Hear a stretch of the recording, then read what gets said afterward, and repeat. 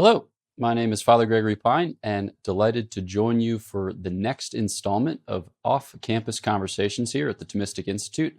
As you may have by this point become accustomed to, we're just following up with speakers who have given presentations for the Thomistic Institute on various campuses throughout the United States and beyond in certain cases, or may have contributed to a conference or an intellectual retreat.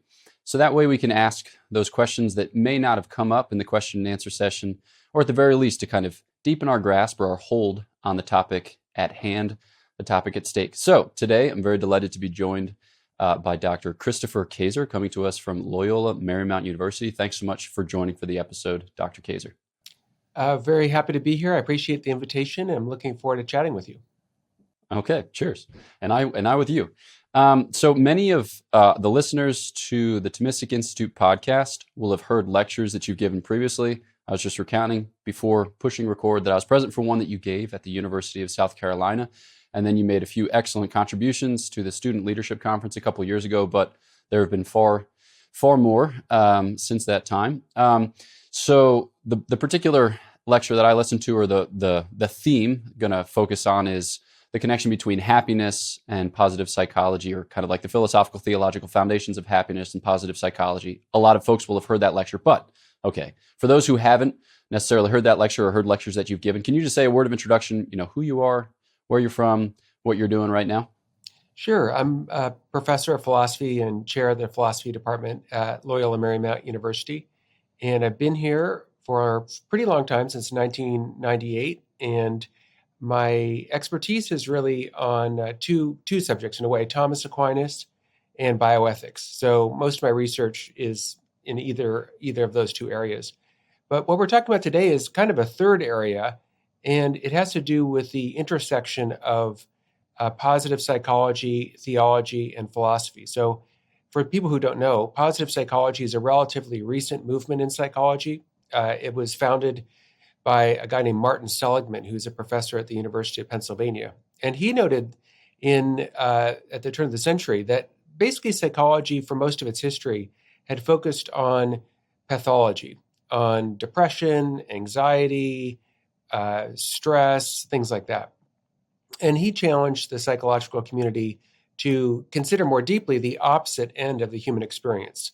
So to look at resilience, to look at optimism, to look at what gives people hope in difficult circumstances, to look at flourishing, and to try to approach these topics, these positive topics, with the same sort of empirical orientation that they had approached other topics. And so what they did is basically investigate a lot of different possible remedies for unhappiness, or investigate various ways to increase resilience, to increase happiness, to increase optimism.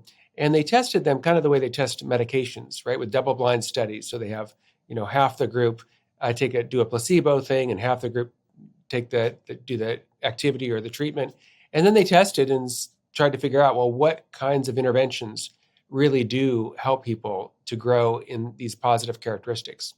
So over the last 22 years or so, there's been a ton of research in this area. And I personally was very interested in thinking about how this research dovetails and overlaps with, in particular, the Catholic philosophical and theological tradition. So that's sort of where my book, The Gospel of Happiness, it comes out of this kind of research about the intersection of philosophy, theology, and positive psychology.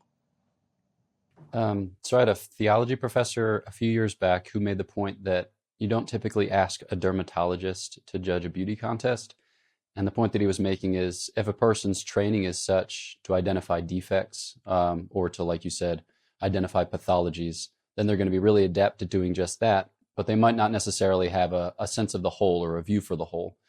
So when it comes to, mental health issues, this idea of kind of redirecting our gaze, not so much away from pathologies, but perhaps zooming out to include a more integral human reality, or to kind of bring back into focus the question of human flourishing, I think is something that perhaps, we can all use a little help in getting our bearings as we try to make a move like that. So I'm thinking just in terms of, okay, where we are now in the year 2022. I recently said in the year 2021, and it wasn't more than 10 months ago. So still got to get myself Well, situated close. here in I mean, 20. it's only, Yeah. only 1 year off. You didn't say 1998 or something, so ballpark, right? Yeah. I feel like we've become especially adept in the present day and age at identifying pathologies. I don't know. In the last 3 years, especially since the pandemic, as the mental health crisis has really picked up speed, do you see certain trends? And as you identify those trends, do you think, oh man, here are some excellent resources? Basically, in your work with positive psychology and its philosophical and theological foundations, do you feel like, in the present moment, there are particular ways in which it's especially well addressed to our situation, to our time? Well, I think there's no doubt that the pandemic caused unbelievable suffering for people on all kinds of levels. So you had obviously the people that actually got COVID and got really sick, some even dying. And so that's terrible suffering. And then all the people that care about them and love them, they're going to be sad and suffering with that.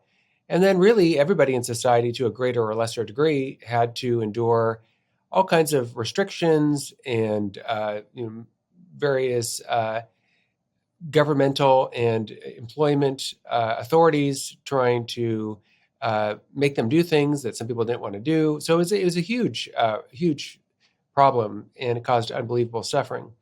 And I do think that positive psychology provides some resources that help us to move forward in a better way through that kind of suffering and through whatever kind of suffering we're enduring. And one of the things is this idea that we can direct our attention towards things that are better, or we can direct our attention, we can have a kind of a default where we direct it at problems and difficulties and things like that. So if you think about just a relationship with a friend, no one walking around on earth right now is perfect. So if you have a friend, it is going to be true that the friend has some imperfections, problems, things that irritate you, etc. And so it's easy to kind of have as a default mode, oh gosh, they're talking again, and they go on, or whatever it is that kind of bugs you about your friend. Or maybe they're not talking enough and they're sitting there silently. Anyway, this is super common. And so part of the positive psychology literature has to do with appreciation and focusing on whatever is good about, for instance, your friend.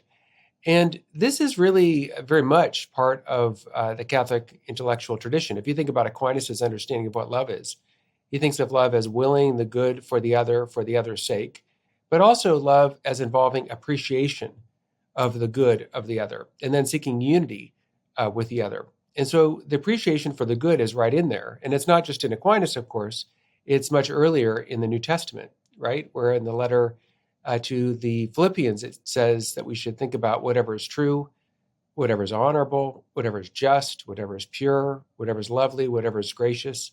If there's any excellence, if there's anything worthy of praise, it tells us to think about these things. So that's a good kind of lens, I think, to, when you're interacting with people, to kind of try to find the good news in them. And of course, there's difficulties and problems and imperfections and whatever, true. But because they're made by God, there is a fundamental level of goodness.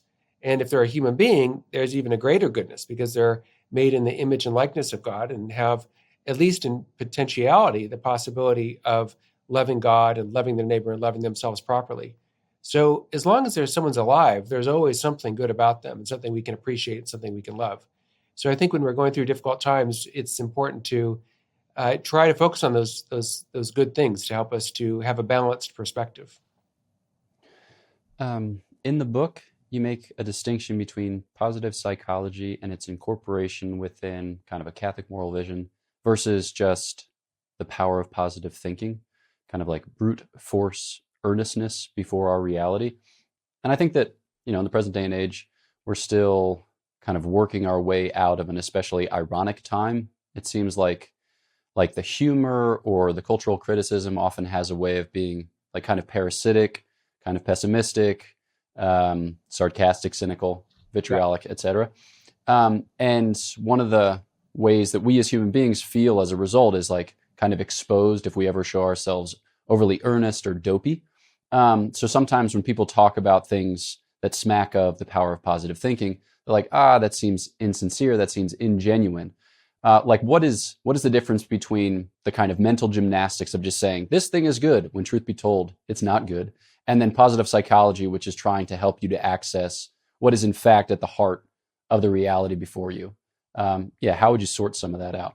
Yeah, so I think you're absolutely right that we're not going to get very far if we're just giving ourselves happy talk that has no correspondence to reality.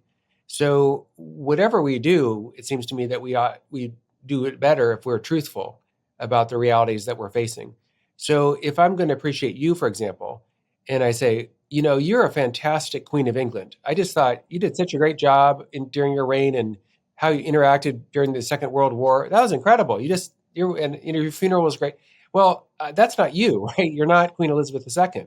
So if I appreciate you under a false pretense, that's not even appreciating you. You're not the Queen of England. So to appreciate you, I have to look at the reality of who you are. So if you are good at preaching, I'd say, wow, you're really good at preaching. If you're good in the confessional, I'd say, wow, that you were really very helpful in confession. If you're good at writing, I could appreciate that. But I have to know you, and I have to know the reality of who you are. So I don't think we're talking about kind of putting on, rose-colored glasses and just pretending everything is, perfect. I think it's properly grounded in reality, in the reality of the way things are. And sometimes the reality is quite negative, quite challenging. But I do think even there, even in challenges, there actually is a way of thinking about it that's helpful, and that would be reframing. So what I mean is we can think about something that's challenging and difficult in our lives, and we could just say, oh, this is just purely negative. But almost always, if we're facing a challenge and a difficulty, it actually also, in addition to being hard, is also an opportunity. So what I mean is, if we're going to improve and become stronger, right? If I want to get stronger physically, I need to go to the gym and lift weights.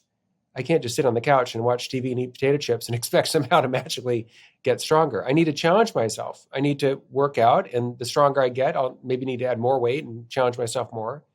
So physical development requires a kind of challenge. And I think the same thing's true of intellectual development. I mean, how much could we learn if all we did was sit around reading comic books? Well, that's aimed at a child. And so it's unlikely that our brain is really going to develop a lot if we're just sitting around reading comic books. We need to read things that are challenging, things that are difficult, right? Read our Thomas Aquinas, read John Henry Newman, read Benedict XVI, read some really substantial, intellects. And this is going to grow us and push us. And we might not know all the terminology all the time, and we might not get it all the time. But as you know, with Aquinas, if you keep going and you persevere, wow, I mean, you're getting stronger, and years down the road, you're going to understand way, way, way more than you did the very first time you ever read Aquinas. So I think even in negativity, if we can reframe it as a challenge, that is an opportunity for growth and for development. So virtue for Aristotle always has to do with something difficult. We're not going to get more virtue if we're doing something that's completely easy and just tying our shoes or something. It has to be something that challenges us. That's kind of tough. And so when we go through tough times, we can reframe that really as not denying the reality of the hard difficulty of it. It is difficult, but trying to find in truth, what is the opportunity here? How is this something that could help me grow? How is it something that could help me serve others better? What is the opportunity in this challenge? And I think if we can think about it that way, we can combine both truthfulness, but also with a fundamentally positive outlook, looking in truth for what this challenging situation provides for us in terms of an opportunity for growth. Okay, so I'm thinking of another thing that you mentioned in the book. You dedicate some time to the practice of mindfulness, kind of distinguishing between its origins or its roots, and then its kind of reception by the philosophical community, the psychological community, and then how it might be kind of employed. And it seems like one of the kind of core values there is attention. Right. So like paying attention. And I'm also thinking of a 20th century Christian author, Luigi Giussani, who founded Communal Liberation, and he describes reason as an attentiveness to reality in the totality of its factors.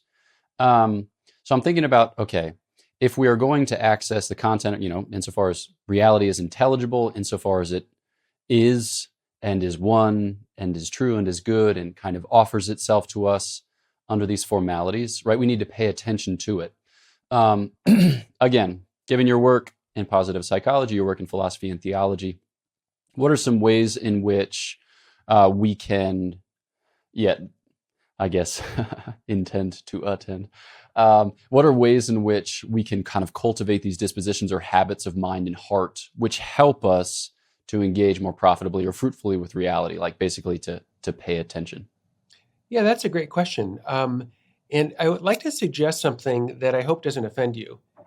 Something from the founder of the Jesuits. I know you're a Dominican and this may cause serious problems, and maybe I'll just turn off the podcast right now.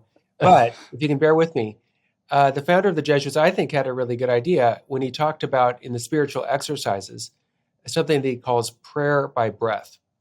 And so what he recommends is that we take a prayer that we know very well, the Our Father, the Hail Mary, and we sync up saying that prayer with our breathing. So that basic idea is we would say just one word of it, like our, when we exhale, and then the next word, Father, when we exhale again, and the next word, who, when we exhale again. And you kind of go through the Our Father, very, very slowly. Now, I imagine this happens to you as it happens to me and almost everyone I've ever met. Whenever we pray a prayer that we know like this, it's pretty easy for our mind to just wander off. And we start, maybe we're saying the Our Father, but all of a sudden we're thinking about lunch and what we have to do in the afternoon and, all kinds of stuff. But sometimes if we really slow it down, and especially if we sync it up with our breathing, we can really focus in. We can really focus in on what we're doing, on praying, on the reality of who we're talking to, etc. So that's the kind of practice that St. Ignatius Loyola recommends. And I've done it many times before, and I find it's really helpful. So people that want to kind of focus in on their attention, they might want to try that way of praying. And, they might find it useful as I have. I'll have you know sounds like an aggressive lead, but this is a very ironic thing to say. The summer that I first kind of got excited about the prospect of becoming a priest, a Dominican priest, I was living in Portland, Maine, and I was going regularly to Mass at a Jesuit parish because it was the only place that had frequent exposition of the Blessed Sacrament. And there was a priest there, Father Matt Monig, who I think now is at Boston College, who was super helpful to me in my discernment. So I think the Lord, in his providence, saw to it that the circumstances of my discernment made it impossible for me to make Jesuit jokes in subsequent years. So probably for the best. Yeah. Well, I'm glad to hear that. I'm glad to hear that. Not too surprised because I know Father Monig a little tiny bit. We both went to Boston College, different times, but I've heard nothing but very, very positive things about him. So I'm glad that you had a chance to interact with him and receive some help from them. And there is obviously this long sort of competition, but we can say a friendly competition between the Jesuits and the Dominicans. And sometimes friendly competition really brings out the best in you. Right. In other words, if you have somebody they're bringing their A game and you want to win the competition, well, hopefully you bring your A game and then you can compete, and that can actually help both sides to do much, much better in the long run than if they had no competition. They were just sitting around, knowing that they were the best or something. So anyway, I'm glad to hear the good interactions. Amen. Hallelujah. Yeah, no place for self-congratulatory lowercase t traditions in the church's life. So hopefully there's a lot of further up and further in that goes on there. Okay, so thinking then in terms of paying attention or kind of accessing the reality at stake, and then the reality at stake kind of offers itself to our inquiry or offers itself to our affection so that we might be formed by it, so that we might be shaped by it. You go on in the book to talk about, virtues, specifically the habits of our engagement, the way that we are built up in the case of virtue or diminished in the case of vice in our interaction. Based on your studies of positive psychology, I remember you cited the book, The Power of Habit by, Charles Duhigg? What are some things that you can bring to the conversation, as it's often conducted in philosophical and theological circles, which help us to kind of zoom back in as to what is at stake with a habit and how it's saving in the case of the Christian dispensation? Yeah, the habits are so, so important, I think. I mean, most of what we do every day is a matter of habit. You wake up, brush your teeth, and make breakfast, and you go through your day, and there's a huge amount of your day that's habit. So if we can build into our lives really positive, good habits, we are going to develop so much more than if we only do good whenever, the mood strikes us or that, the weather looks good or something like that. And I think there's a lot of research in psychology about how to build better habits. And one of the things is to kind of schedule things in. So for instance, if we want the habit of prayer, it isn't the best way to go to just say, well, I'll pray whenever, however, I'll just whenever I get to it or whatever. that is likely to end up with not much prayer. I think it's much more helpful to say, look, I'm going to pray every day. And let's get it very concrete. I'm going to pray every day, when I get up at, let's say, 6:30 in the morning, 7 in the morning. And I'm going to pray for 15, 20 minutes. And I'm going to pray by, maybe saying the rosary, maybe doing the liturgy of the hours, maybe reading a passage from the gospel slowly and imagining myself in conversation with Jesus or as one of the characters in the story. So I think it's a little bit like exercise, where I don't think it matters too much the kind of prayer that you do. In other words, I don't think it matters too much, the rosary versus reading scripture versus this, but rather I think making time to do it and really scheduling it in, making it just an everyday normal part of your life. Now, are there going to be times where something crazy happens and you don't do it? Well, yeah. I mean, just like I'm sure there's some crazy thing that it can happen and you don't brush your teeth that day, right? And if a fire alarm goes off, you just run out of the house. Well, okay, that day you didn't brush your teeth. But I mean, in general, right? Hopefully every day you brush your teeth, every day you eat lunch, every day, hopefully you pray. And I think it makes sense too to schedule in, acts of service, ways of helping others. And that'll depend on who we are. But, time to, for the family, time to help those that are less fortunate, time to help elderly neighbors or whatever it is that works in our situation. So if we do this over time, what's going to happen, I think, is we can do whatever it is we're choosing to do with greater ease and with greater joy, because it's not going to be a big challenge and a big, oh my gosh, I can't believe this. It's going to be just part of our everyday life. It's part of who we are. And that is ultimately the goal, is to become the kind of people who really do, insofar as we're able, reflect the love of Jesus for other people, so that people can see, hopefully in our own selves, that, yeah, this is somebody who really is trying to love others, trying to serve others, trying to see what's good in others, trying to be united with others in appropriate ways. And that is only possible, right, if we make it part of who we are, make it part of our character, you might say.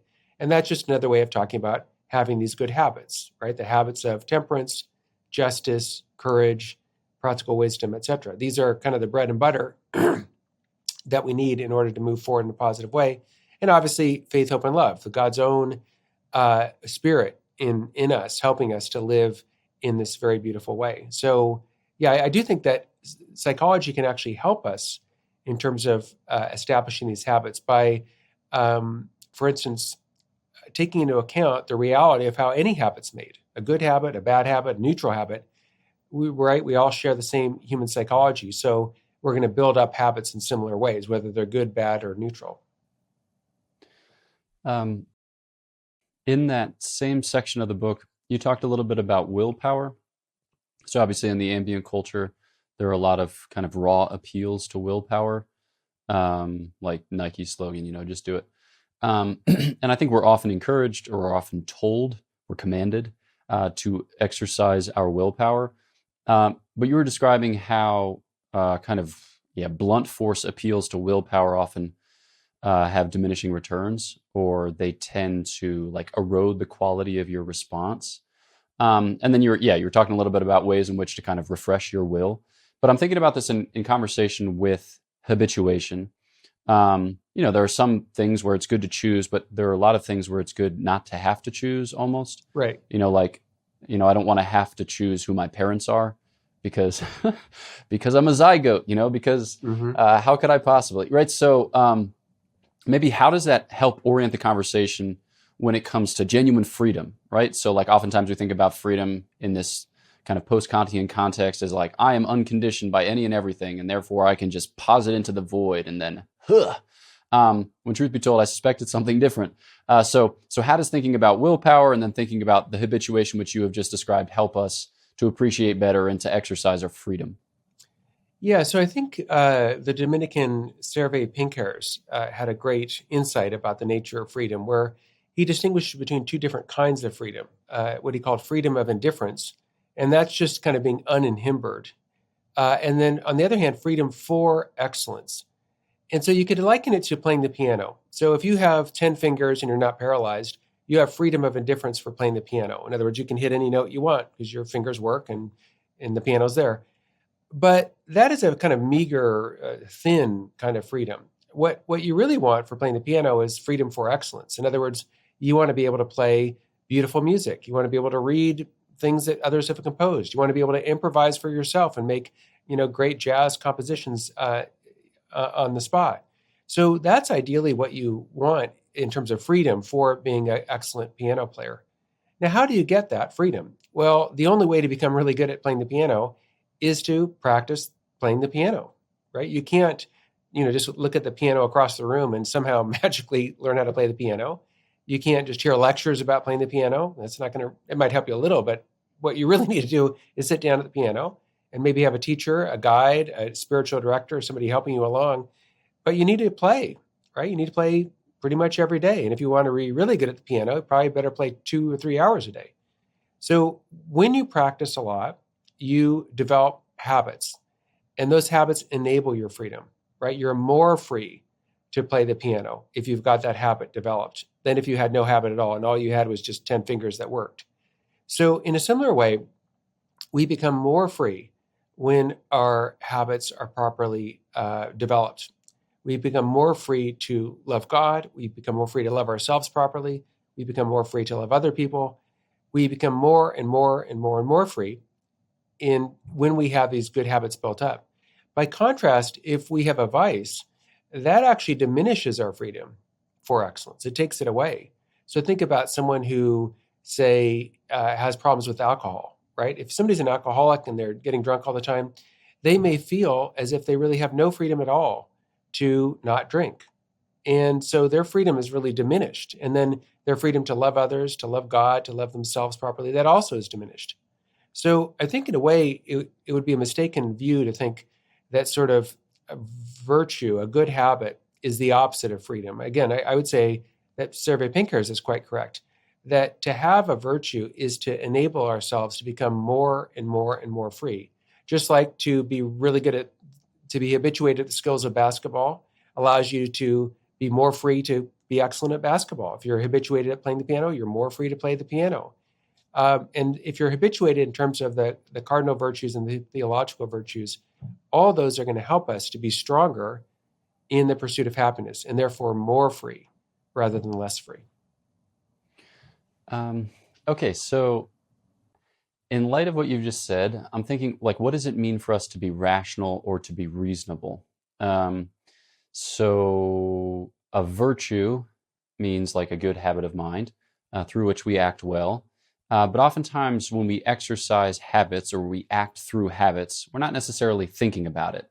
We probably thought about it at the outset. I think in the book you talk about how, some theorists say it takes 65 or 70 days worth of a continued activity for us to have a habit of that activity.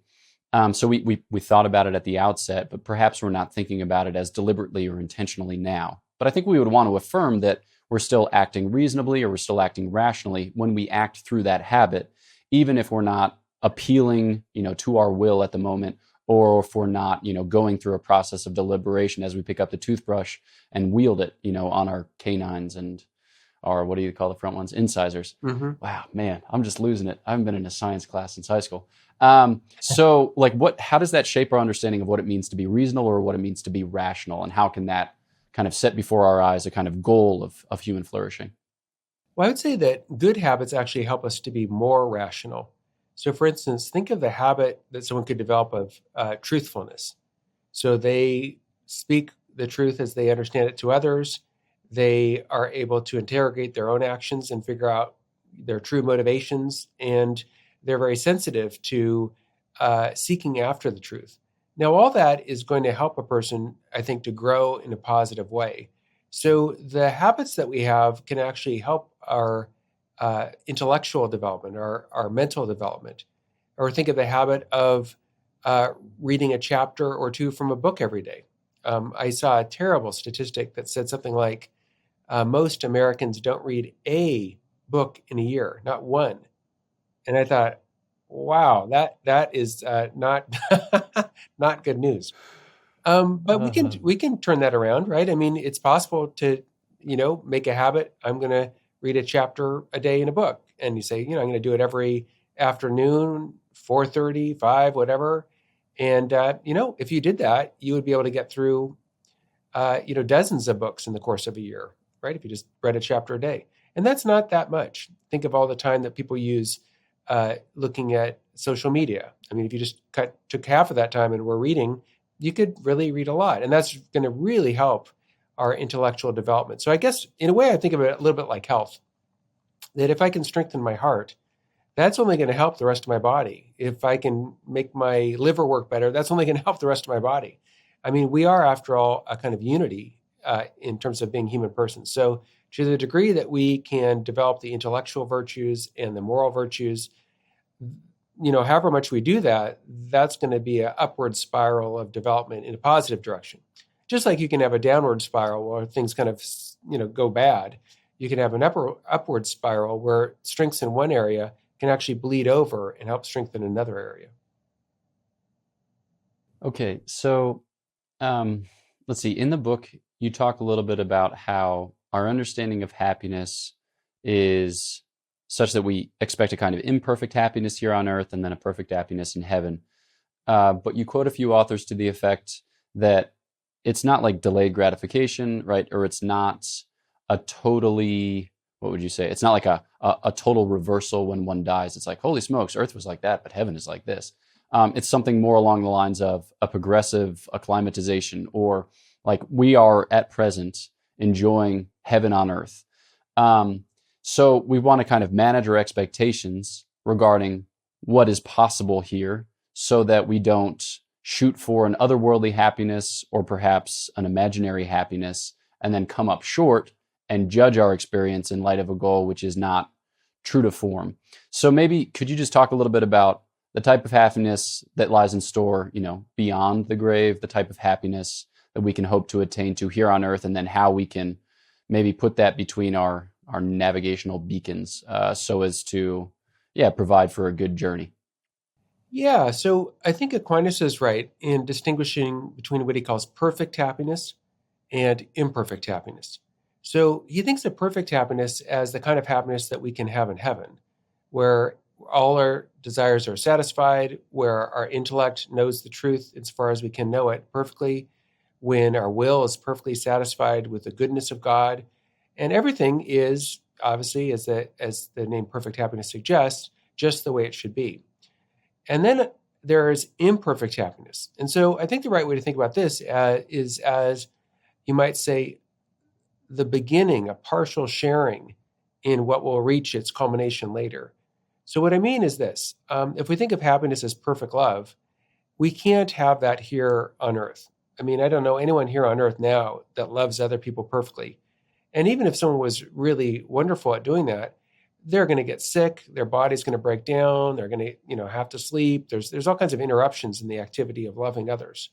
So we can't have perfect happiness here below for a variety of reasons. Now, that doesn't mean we have no happiness. We can have happiness. There's a big difference between someone who has loving friendships with others, who's really engaged with meaningful activity, who is able to have rich friendships and deep knowledge of things on the one hand, versus someone who's lacking all those things on the other hand. So I think that even though we can't have perfect happiness here on earth, that we can certainly have what Aquinas calls imperfect happiness. And part of gaining that is a growth in virtue, a growth in these good habits, which is going to enable us to hopefully grow in this love. So one way to think about it is something like this. The relationship between heaven and a good life is, or between hell and a bad life, is not like you run a red light and the cop pulls you over and writes you a ticket for, $200 because you ran a red light. There's no real relationship, right, between running a red light and getting that ticket. Or let's say someone kills their parents and the judge says, you're going to go to prison for 40 years. Well, there's no real relationship between those two, that crime and that punishment. The judge could have said, you're going to go to prison for life. The judge could have given them 50 years or 30 years. It's kind of accidental relationship. But if someone murders their parents, the intrinsic punishment, you might say, is that they become an orphan. In other words, it just goes along with killing your parents as you become an orphan.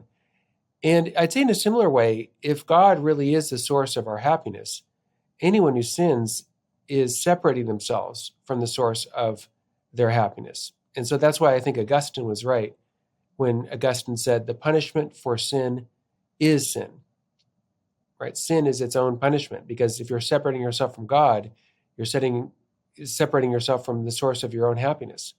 And so what I think happens is at death, the reality of who we are is made manifest and is perfected. So if in reality we hated God, we hated other people, and we hated ourselves, then that hatred just continues.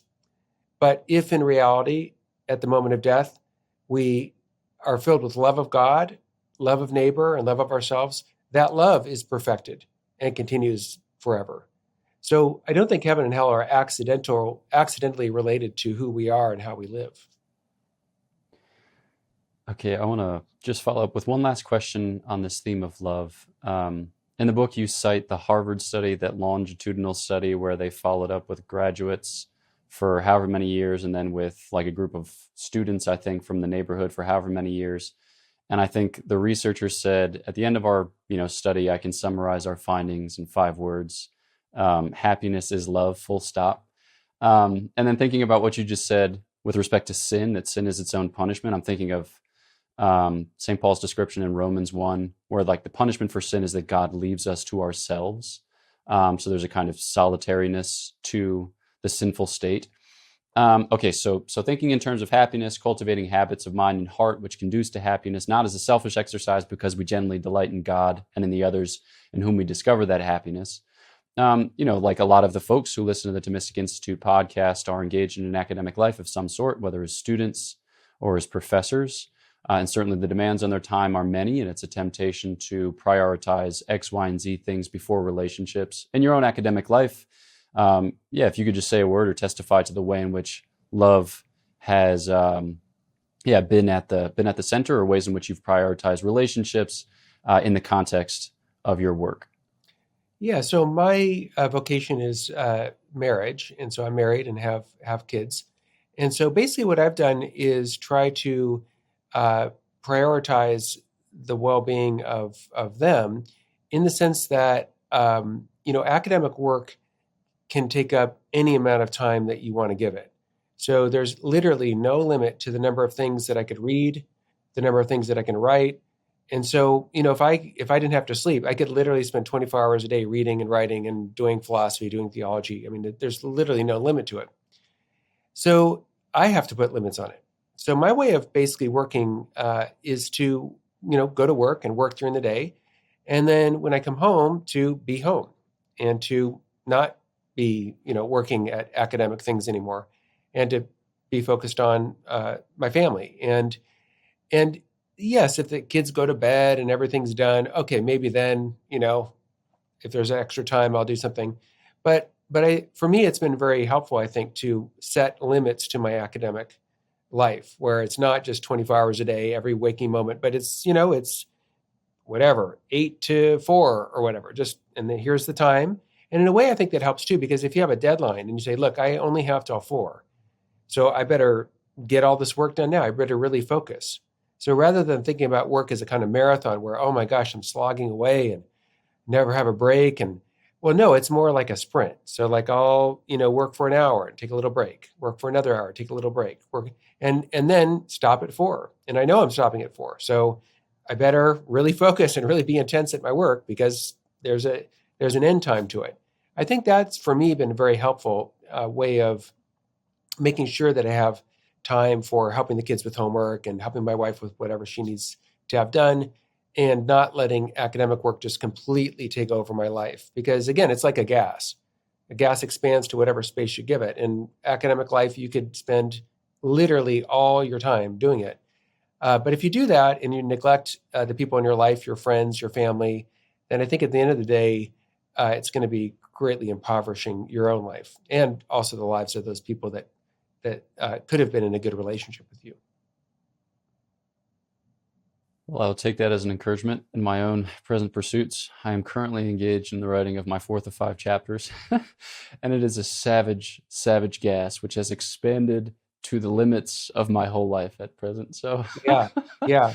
I'm grateful for the horarium of religious life, which keeps me honest to a certain degree or extent. But holy smokes, when there's that thought that kind of drives you or motivates you, it just it fills every nook and cranny of your mental space. So I'm close to being done thinking about this particular mystery of the life of Christ, at least in this context. I'm sure I'll keep thinking about it unto ages of ages, but yeah, truth. Yeah, no, that makes sense. That makes sense. And that's sort of how I felt when I was writing my dissertation also. It's a big project and it demands a lot of time and attention. But I actually think these breaks can help people do better at their work. In other words, when you stop and you do the dishes and you whatever, do other things, actually your subconscious is still thinking about, this topic that you've devoted so much time to. And so I found many times if I'm doing something else, all of a sudden I'll think, oh yeah, I could connect this and that, or, oh yeah, so-and-so's work is relevant for here. And so what I do is really pretty easy. I'll just write a little note to myself, for the next day saying, okay, relate Pinker's work to Martin Seligman's work. Just some little sentence to remind me about what to return to later. But I don't return to it at that moment. I just make a little note to myself. But then the next morning when I do my writing, then, I've got this note, relate Pinker's work to Seligman's work. And I'm like, oh yeah, I remember when I was doing the dishes, I thought of that. So that's the kind of thing where I think, taking the break and actually can help you discover new things and have new ideas rather than if you just sit at your computer and stare at it for, 12 hours straight. Oh my gosh. I mean, you're ready to, poke out your eyes or something, Yeah, at best. Yeah. Yeah. Fortunately, at present, I live in a very pretty country. So when occasion arises, I just go outside, and that's a healing balm. Nice. But yeah, hopefully my travails will soon come to an end. But as I had promised, that was the last question. So thanks so much for having taken the time. Super appreciative, and it's very helpful for me too to kind of suss through these topics because they're things that I return to, but sometimes when I try to explain them to another person, I realize that I don't actually understand them that well. So it's really helpful to talk them out. So thanks so much for taking the time. Oh, my pleasure. I really appreciate you taking the time to talk to me and having me on the podcast. Thanks. Yeah. And if folks want to follow up with you, follow up with your work, particularly the book about which we have been discussing, in this episode, where can they find information? So the book is called The Gospel of Happiness, and it's available wherever books are sold. But they might want to go to St. Augustine's Press, the press's website, to check that out. And then I'm also on Facebook if anybody wanted to look me up there, or I'm also on Twitter, Professor_Kaczor. And that's where people can find me if they want. Boom. Those are the things. All right. Well, thanks again to you and to our listeners. Thanks so much for having tuned in to this episode of Off-Campus Conversations with the Thomistic Institute. If you haven't yet, please do subscribe to the Thomistic Institute podcast, whether on YouTube or on the podcast app where you follow it. And then, we'll look forward to chatting with you at the next opportunity. Know of our prayers for you. Please pray for us, and we will catch you next time at the Thomistic Institute.